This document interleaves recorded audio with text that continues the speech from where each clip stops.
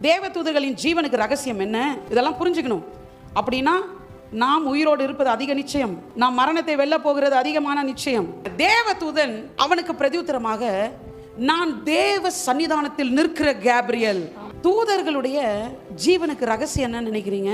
அவர்கள் எல்லாம் அவருடைய சன்னிதானத்தில் நிற்பதுதான். நீங்களும் நானும் வாரத்துக்கு 2 முறை இப்படி அவர் சமூகத்துக்கு முன்பாக வருகிறோம். அது மாத்திரமல்ல, டெய்லியும் அவர் சமூகத்தில் இருக்கிறோம்.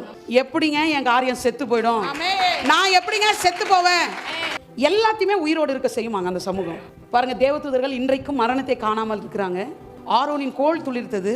முன்பாக நிற்கிற நான் சொன்ன எளிய மரணத்தை காணாமலே எடுத்துக்கொள்ளப்பட்டார்.